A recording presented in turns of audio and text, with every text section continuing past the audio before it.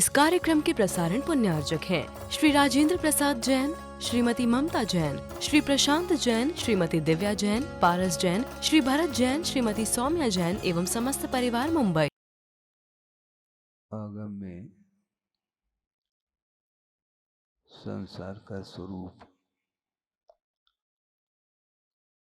और मोक्ष का स्वरूप क्या है, आगम के आधार से ज्ञात हो सकता है। और उस मोक्ष को प्राप्त करने के लिए धर्म का आलम्बन लिया जाता है। धर्म का क्या स्वरूप है, इसको भी समझने की बड़ी आवश्यकता है। वस्तुतः वस्तु का जो स्वभाव है वही धर्म है, ऐसा कहा। स्वरूप का परिज्ञान हो जाए, बोध हो जाए, तो निश्चित रूप से अन्य वस्तुओं से अपने मन को मोड़ करके स्वरूप की ओर वह अग्रसर हो सकता है।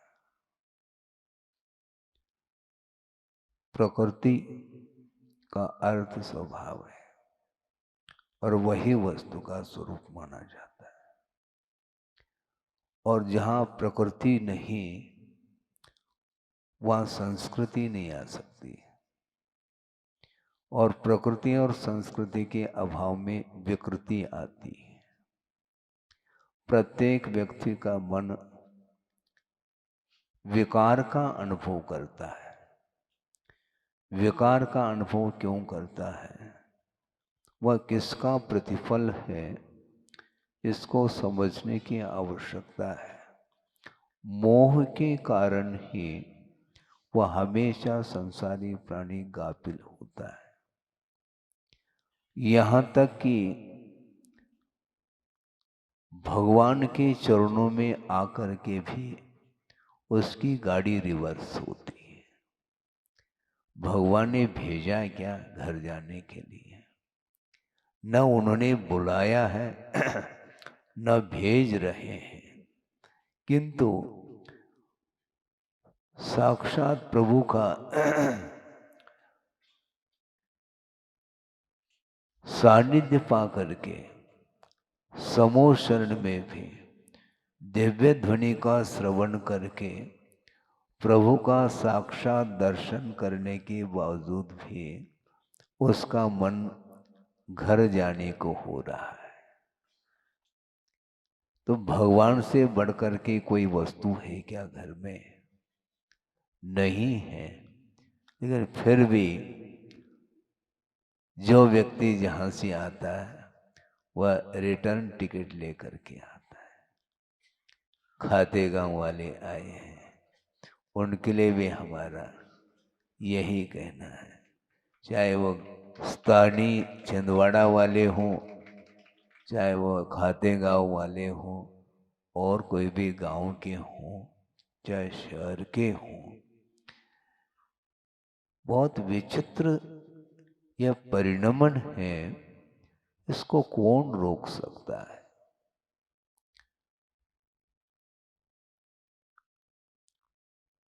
चक्रवर्ती समोषण में पहुंचा है और उसी भव से मुक्त होने वाला है, ये भी गारंटी है। शायिक सम्यक भी है और भी अन्यान्य जो विशेषताएं हैं जो साधारण व्यक्ति के अंदर वह विशेषताएं नहीं पाई जाती। इसके बाद भी घर जाने का मन क्यों होता है और उसका समोषण में मन नहीं लग रहा है? और एक वह व्यक्तित्व है जिसका मन भी समोषण में नहीं लग रहा है, लेकिन दोनों में जमीन आसमान का अंतर है। चक्रवर्ती का मन नहीं लग रहा ये तो ठीक है, लेकिन वह एक व्यक्तित्व है जिसका समोषण में जाने के बाद मन नहीं लग रहा है। किंतु दोनों का मन समोषण में नहीं लग रहा है, किंतु इन दोनों में जमीन आसमान का अंतर देखने को मिलता है। क्या महाराज वो अंतर आप बता दो, स्पष्ट कर दो। चक्रवर्ती धर्म श्रवण करके दिव्य ध्वनि का और पूजन अर्चन वंदन आदि करके वापिस लौट रहा है, और एक 8 साल का बालक है। 8 साल अंतर्मूर्त के उपरांत सम्यक्त को प्राप्त ही नहीं, रत्नत्रय को अंगीकार कर लिया है समो शरण में, और उसका मन नहीं लग रहा है। महाराज वो क्या करना चाहता है हम बता रहे हैं, क्योंकि समोषण में जो आकर्षण देखने को मिल रहा है उससे वो बचना चाहता है, क्योंकि प्रभु का दर्शन किया है, प्रभु बनने के लिए दर्शन होता है, और वस्तु तत्व का स्वरूप हमें बोध प्राप्त हो इसलिए धर्म श्रवण किया जाता है। उसने सोचा चाहे आप 4 बार दिव्य ध्वनि का श्रवण कर लो, चाहे 40 बार कर लो, बात तो वही आएगी। वस्तु स्वरूप एक बार जानने में आ जाए, फिर बार बार सुनने की क्या आवश्यकता है। वह सोचता है दीक्षित हो गया हूं मैं प्रभु को साक्षी करके, अब समोषण में रहने में हमें व्यवधान उपस्थित हो रहा है। एकांत वन में जा करके वह ध्यान लगाता है और मुक्त हो जाता है। वो एकांत क्यों चाह रहा है? अनेकांतात्मक जो धर्म है, उस धर्म को आत्मसात करने के लिए एकांत की बड़ी आवश्यकता है। जहाँ पर शोरगुल है, चकाचौंध है, वहाँ पर असंख्यात देव देवांगनाएं नृत्य कर रही हैं।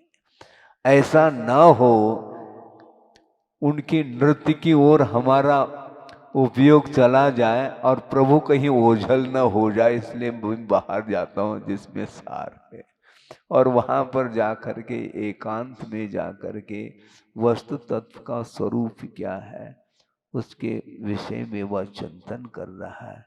जगत का स्वभाव व सम्यक वैराग्यार्थम कहा। संसार के स्वरूप के बारे में चिंतन करने से संसार से भीति होती है, और जो साधक होता है वह हमेशा डरता है। किससे? पाप से डरता है। वह पाप भीरू होता है। व्यक्ति विशेष से उसको कोई भीति नहीं, किंतु पाप से वह हरदम डरता है। पाप वस्तुतः गर्त की ओर ले जाता है, अधोगति का पात्र बनता है जो निरंतर पाप का अर्जन करता है। इसलिए उस पाप से बचने के लिए एकांत में जाकर के प्राकृतिक वातावरण में, वहाँ पर किसी भी प्रकार से मन में कोई विकल्प नहीं उठते। शांत सरोवर है,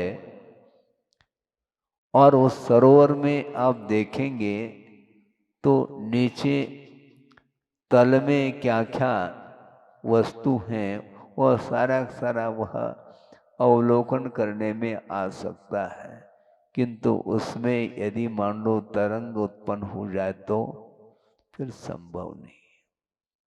गुरुदेव ने प्रसंग के अनुरूप कहा था, वो आपके सामने रख रहा हूं।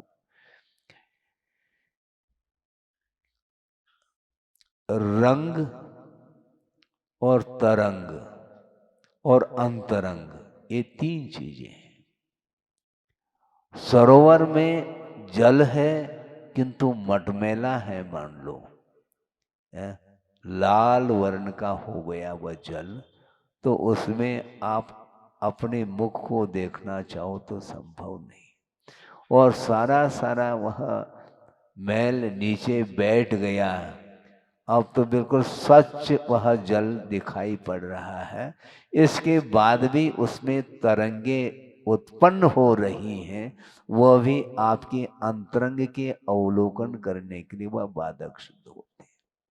तो रंग और अंतरंग इन दोनों, ये दोनों शांत हो जाए फिर बाद में अंतरंग दिखाई पड़ता है। उसी प्रकार प्रत्येक व्यक्ति के मानस सरोवर में यदि मान लो ये तरंगे उत्पन्न हो रही हर्ष और विषाद आदि आदि, तब तक वह अपने आत्मा का क्या स्वरूप है वहां तक पहुंच नहीं पाता है। पढ़ना पढ़ाना ये अलग विषय है, किंतु उसको आत्मसात करना ये बहुत दुर्लभ चीज है।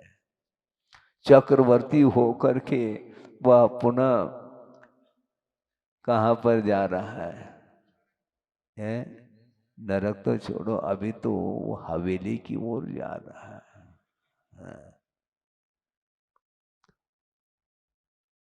राजगद्दी वो बुला रही है उसको, गद्दी जा रहा है।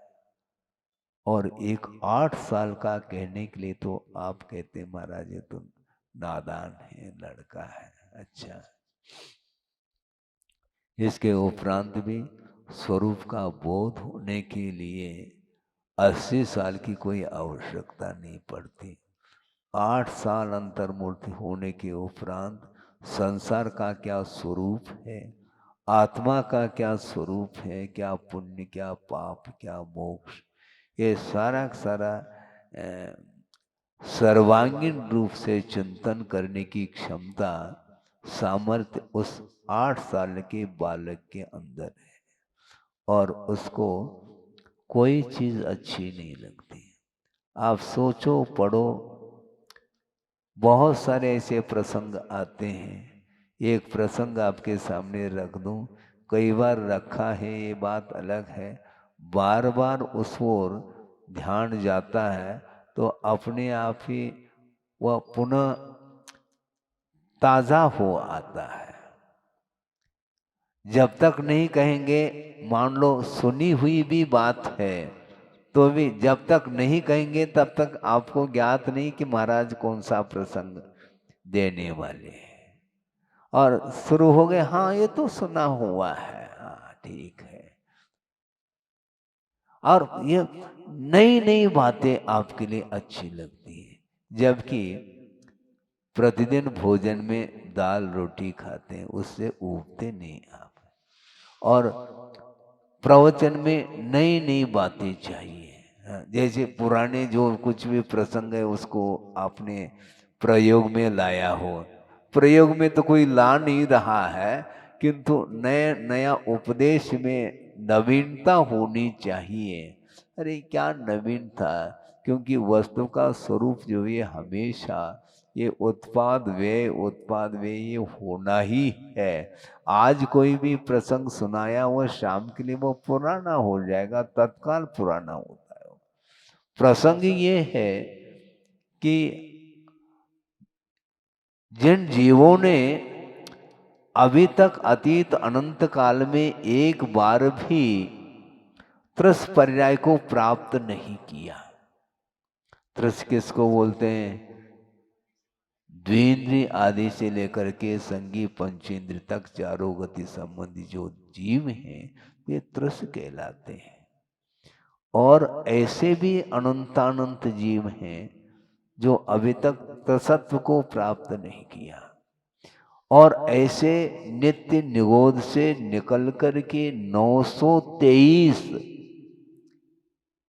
एक नहीं 923 वहां से निकले हैं। और किसके पुत्र बन रहे हैं? भरत चक्रवर्ती के पुत्र बन रहे हैं। सभा में कोई भरत के नाम से भी हो सकते हैं। भरत चक्रवर्ती के पुत्र बने हैं वो सारे सारे। इसमें 2 मत मिलते हैं, एक तो डायरेक्ट निगोद से निकल करके चक्रवर्ती के पुत्र, और एक मत वह भी मिलता है निगोद से निकल करके गिजाई जिसको बोलते हैं इंद्रगोप, उस पर्याय को धारण करके उसके बाद चक्रवर्ती के वो पुत्र बनते हैं। इसमें कोई ज्यादा विशेष अंतर नहीं है, बीच में एक मात्र पर्याय है, वो भी द्वेंद्रिय तीन्द्रिय के पर्याय के रूप में समझ लो। अब सोचो विचार करो, इतना विकास उसने कैसा किया है। विकास उसने पुरुषार्थ के बल पर नहीं किया, यह परिणमन है वस्तु का। क्योंकि बुद्धि पूर्वक विकास नहीं किया उसने, क्योंकि बुद्धि है ही नहीं, मन ही नहीं। विचार विमर्श करने के लिए जो माइंड चाहिए, मन, वो उसके पास है नहीं। इसके उपरांत भी अंतर अंतर मुहूर्त में परिणामों में जो परिणमन देखने में आता है, अंतर देखने को आता है। कभी तीव्र परिणाम होते हैं तो कभी मंद परिणाम होते हैं। तो जिस समय मंद परिणाम हुए उसी समय ऐसा संयोग जुड़ जाता है कि वह मनुष्य का बंद करके और वह उत्पन्न हो रहा है। और 923 के 23 चक्रवर्ती के पुत्र बन गए। और चक्रवर्ती का जो वैभव है, और चक्रवर्ती के लिए तो आकर्षण का कारण बन रहा है। किंतु 923 के 23 पुत्र, उसको किसी को भी मन नहीं लग रहा है। और चक्रवर्ती को काफी चिंता थी। जब तक पुत्र रत्न की उत्पत्ति नहीं हुई तब तक तो चिंता है। और पुत्र उत्पन्न होने के बाद 923 पुत्र होने के बाद भी वो चिंता में मग्न है। क्यों? क्योंकि वो 923 के 23 चक्रवर्ती के साथ बोलना नहीं चाहते। वो मौन बैठे हैं। वो क्या चाहते हैं? कुछ नहीं चाहते हैं। चक्रवर्ती सोच रहे हैं कि आपको क्या चाहिए, ये पूरा पूरा वैभव तुम्हारे लिए ही है। हाँ, कोई कमाने की आवश्यकता नहीं, निश्चिंत होकर के इसका उपभोग जीवन भर के लिए आप कर सकते हैं, रहो। किंतु वो बोलना नहीं चाहते हैं। तो वो विकल्प हो गया चक्रवर्ती को कि भगवान, ये 923 के 23 पुत्र गूंगे तो नहीं, हमारे साथ कोई वार्ता नहीं करना चाहते, बोलना नहीं चाहते हैं। क्या बात है? तो भगवान बोलते हैं तुम्हारे साथ नहीं बोलेंगे, मेरे साथ बोल लेंगे।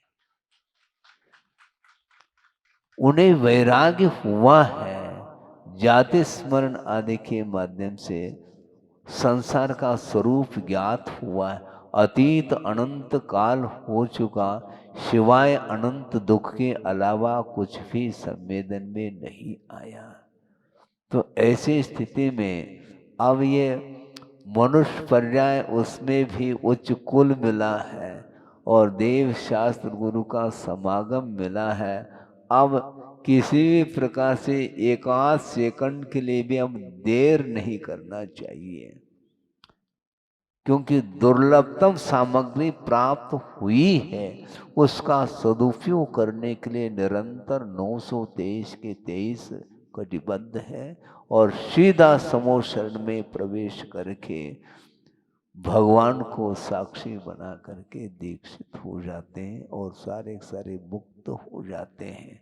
उन्होंने सोचा, हाँ, आप अकेले रहो चक्रवर्ती, और इस वैभव का स्वामी आप ही बनो। हम तो 3 लोक के स्वामी बनना चाहते हैं, आप चक्रवर्ती बने रहो। षटखंड अधिपति, हाँ, बनो अधिपति। हम तो 3 लोक के नाथ बनना चाहते हैं। ये पवित्र भाव इतने अल्प उम्र में सारे सारे निकल जाते हैं। ये ऐसा क्यों होता? वैभव मिलने के उपरांत भी जीर्ण तृण के समान प्रतीति में आ रहा है उन्हें, और संसारी प्राणी का आकर्षण निरंतर बढ़ रहा है। इधर सोचो, वैराग्य के अभाव में प्रत्येक संसारी प्राणी की यही दशा होती रही है। इसलिए पाप से डरना चाहिए। पाप के माध्यम से पतन होता है और पवित्र भाव यदि उत्पन्न होते हैं, उसके माध्यम से कल्याण होने वाला है। सोचो, विचार करो। महाराज ये ऐसा तो नहीं है कि ऐसा ही होने वाला था, क्या होने वाला था ये छोड़ो, लेकिन जो पुरुषार्थ कर, क्योंकि वो जो पर्याय मिली है वह स्वतंत्र है। घर में रह करके विषयों में लीन होना अथवा विषयों का परित्याग करना, ये दोनों स्वयं के ही अधीन हैं। आपको कोई भी बाध्य नहीं कर सकता। दूसरे के द्वारा बाधित होकर के हम संसार में परिभ्रमण कर रहे हैं, ऐसा कुछ भी नहीं। स्वयं इच्छा है स्वयं की, और दूसरे के ऊपर वो टालता है। एक व्यक्ति आए, महाराज बोलो क्या बोलना। एक रत्ती भर भी मेरी इच्छा नहीं थी, जबरदस्ती किया घर वालों ने और शादी कर दी। अच्छा, इतनी जबरदस्ती होती है? स्वयं जो है, इच्छा स्वयं की है और दूसरे के ऊपर वो टाल रहा है। एक टालने की बात है, बिना इच्छा के संभव नहीं। हाँ, लेकिन कभी कभी ऐसे भी एक्सेप्शन देखने को मिलते हैं, बिना इच्छा के भी कभी कभी संसार में प्रवेश होता है। सोचो, विचार करो। एक प्रसंग आपके सामने रखना चाहता हूं। एक चक्रवर्ती हैं, विदेह क्षेत्र, वह प्रसंग है, शायद उनका नाम पद्म चक्रवर्ती, ऐसा कुछ। और उनका एक पुत्र जिसका नाम शिव कुमार है, और अभी बाल्यावस्था में है। धीरे धीरे धीरे युवा अवस्था को प्राप्त हो गया। अब चक्रवर्ती को चिंता हो गई, इसका संबंध कर देना चाहिए।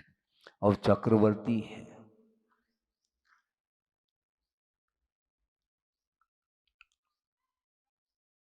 उन्होंने संबंध करने का भाव तो बनाया, मन तो बनाया, लेकिन शिव कुमार का मन नहीं है।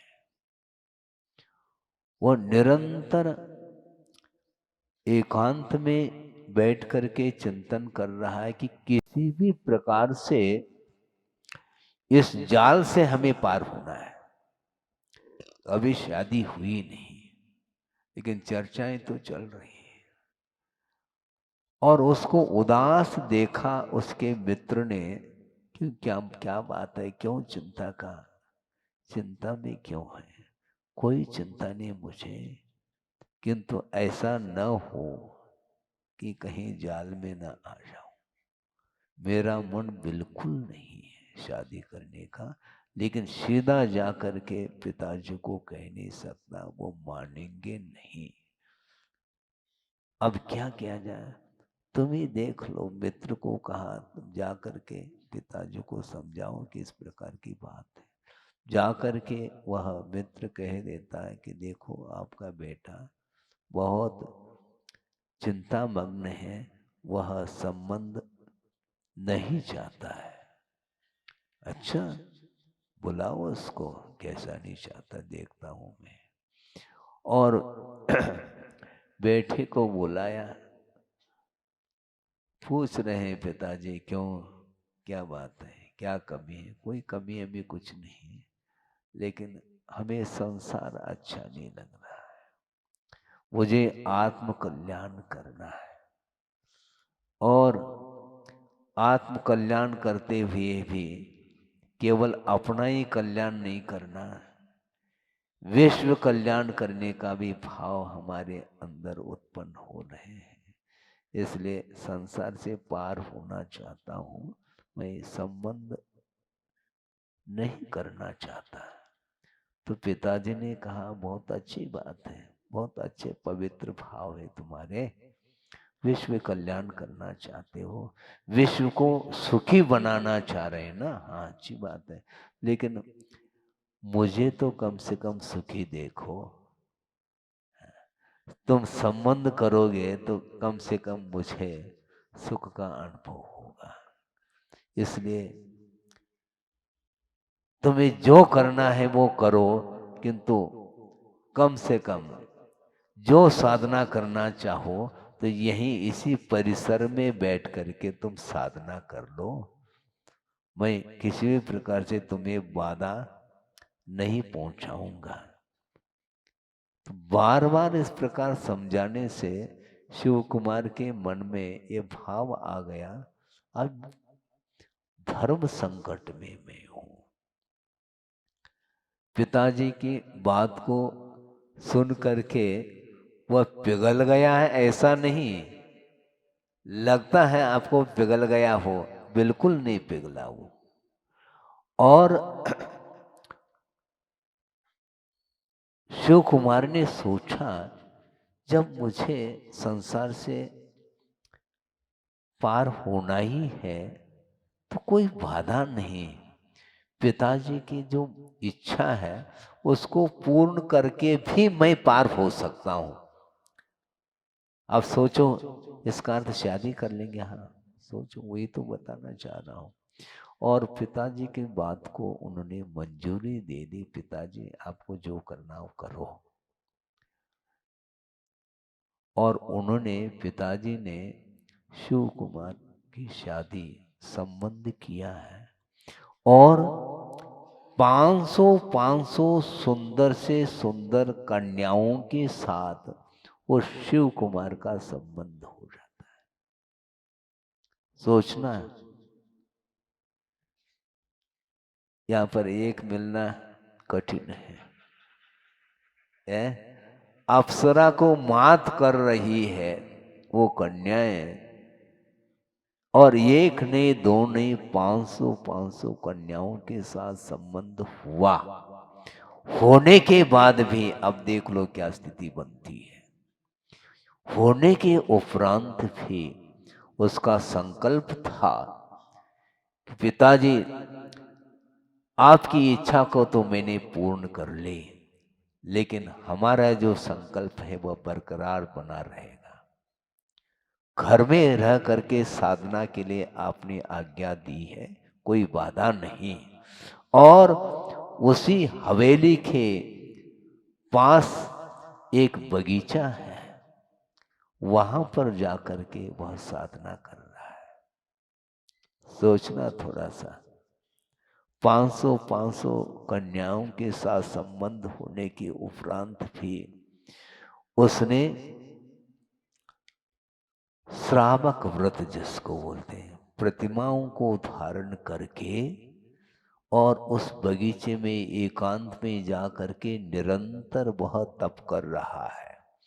एक उपवास एक आहार, 2 उपवास एक आहार, इस प्रकार एक पक्ष तक उपवास फिर एक आहार, इस प्रकार वह 64,000 वर्ष तक उसने तप किया। सोचो, खाते गांव वालों, खाते गांव नहीं छूटता, छिंदवाड़ा नहीं छूटती, क्या है ये।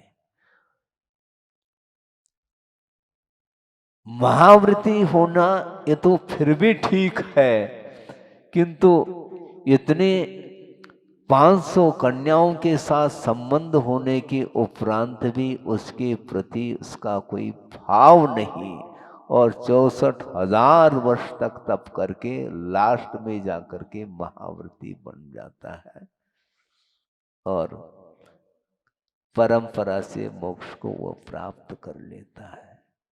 हम श्रवण की बात नहीं करना चाहते, कई बार करते भी हैं तो आप लोग कहते हैं महाराज आप तो श्रवण की बात करते हैं हमेशा, हमारे लिए भी तो कुछ सोचो, हमारी दशा क्या हो रही है। अब दे सोचो आप, शिव कुमार घर में वैरागी, वैभव होने की, चक्रवर्ती की संपदा मिलने के उपरांत भी उसका वह उपभोग नहीं करना चाहता है।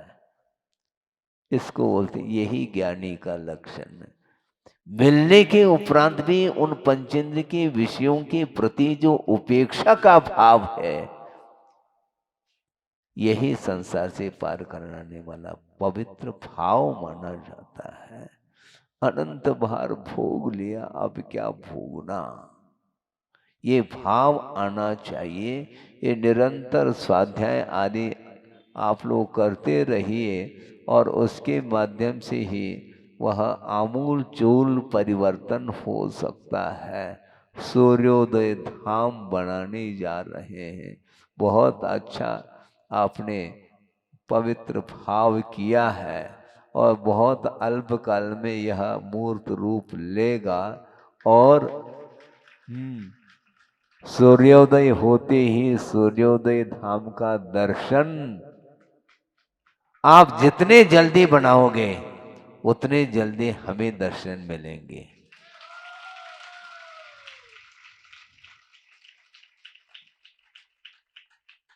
बिल्कुल।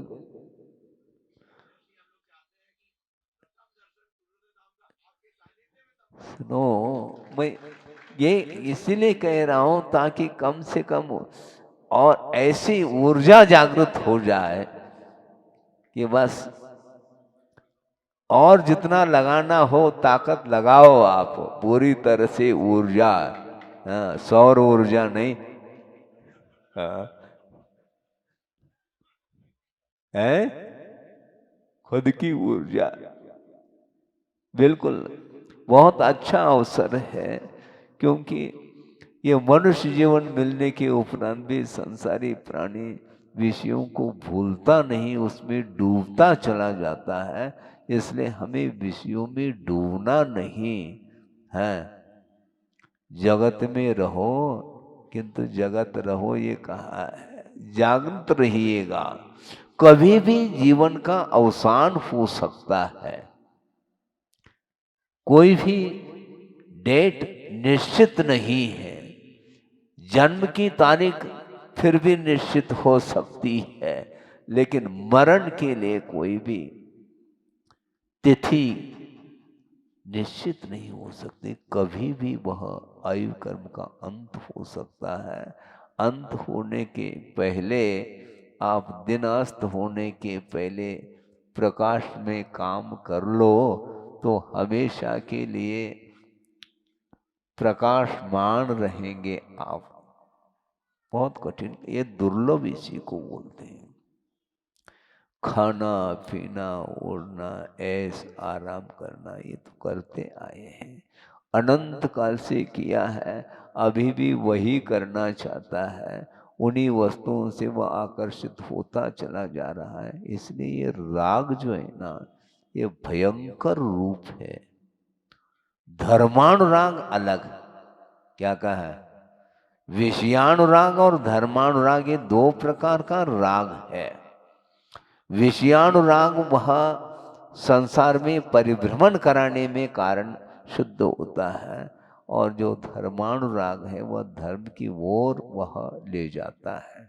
धर्म के प्रति अनुराग, संसार के प्रति मेरा कोई भी राग नहीं रहेगा, किंतु धर्मानुराग अवश्य रहेगा, क्योंकि धर्मानुराग के बिना उपदेश देने का विकल्प भी मन में नहीं आ सकता। आपने निवेदन किया महाराज प्रवचन के लिए, तो हम आकर के बैठ गए, लगभग आध पौन घंटा होने को है। इसमें राग नहीं है छिंदवाड़ा वालों के प्रति हमारा है, सबके प्रति राग, ये धर्मानुराग माना जाता है। हाँ, यह भी राग ही है। यहां तक मैं कहने जा रहा हूं, समो शरण में प्रभु विराजमान हैं और उनके चरणों में गणधर परमेष्टि हैं, और उनके द्वारा भी उपदेश प्राप्त हो रहा है, वो भी धर्मानुराग ही माना जाता है। यही शुभोपयोगात्मक जो राग है वही धर्मानुराग माना जाता है। केवल ज्ञान जो होता है वह धर्मानुराग के साथ नहीं होता। धर्मानुराग से भी जब ऊपर उठता है तब केवल शुद्ध परमात्मा तत्व को ही एकमात्र ध्यान का विषय बना करके अंतर मुहूर्त उसमें टिक जाता है तो केवल ज्ञान प्रकट होता है। वो तो जब होगा तब होगा, आज तो वो होना है ही नहीं। इसलिए कम से कम धर्मानुराग ही सही, इसलिए समय देते हैं और सबका कल्याण हो, सबका हित हो, इस उद्देश्य को लेकर के आगम के आधार से आत्म तत्व का क्या स्वरूप है इसका विश्लेषण आचार्यों ने किया है।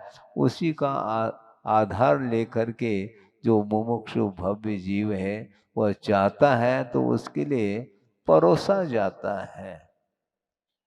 नहीं है तो कोई बाधा है ही नहीं।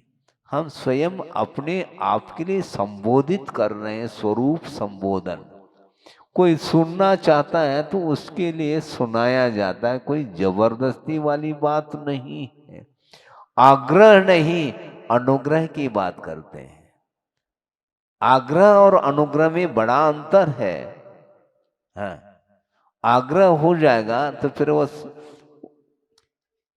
धीरे धीरे खिसक जाएंगे, महाराज हमारे पीछे क्यों पड़े हैं, और कोई दूसरा नहीं है क्या आपके लिए? भैया हम आपके पीछे नहीं पड़ा हूँ। आप यदि धर्म के पीछे पड़े हो तो फिर तो साधर्मी है, हाँ? उसमें क्या दिक्कत है? और आचार्य महाराज ने जो 50-55 साल में जगह जगह जो पाषाण निर्मित जनालयों का निर्माण करने के लिए उन्होंने प्रेरणा दी, और उनके आशीर्वाद और प्रेरणा से कई जगह नए नए पाषाण निर्मित जनालय बने हैं, जिसमें एक मिसाल है कुंडलपुर सिद्ध क्षेत्र का। इसी प्रकार नेमावर सिद्धोदय है और सर्वोदय अमरकंटक है। इसी प्रकार और भी जगह भोपाल है, विदिशा है, रामटेक है, ये बीनावारा, और इसी प्रकार अपने इंदौर में भी बनने जा रहा है विशाल।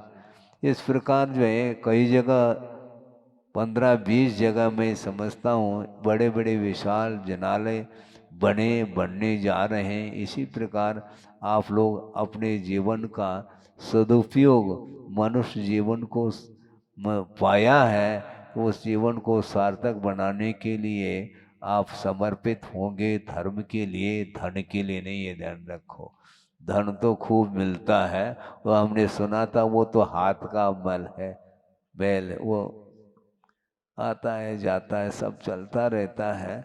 धन का आलम्बन ले लो, किंतु धर्म के लिए यदि धन का आलम्बन लेकर के अपने जीवन को अच्छे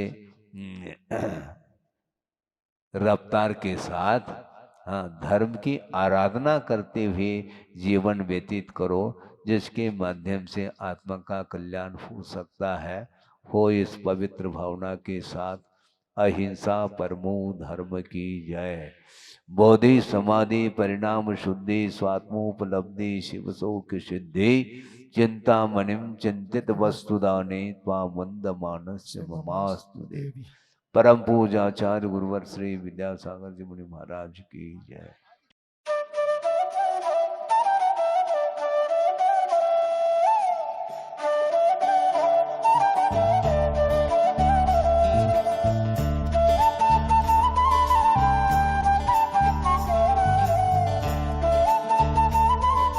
इस कार्यक्रम के प्रसारण पुण्यार्जक हैं श्री राजेंद्र प्रसाद जैन, श्रीमती ममता जैन, श्री प्रशांत जैन, श्रीमती दिव्या जैन, पारस जैन, श्री भरत जैन, श्रीमती सौम्या जैन एवं समस्त परिवार मुंबई।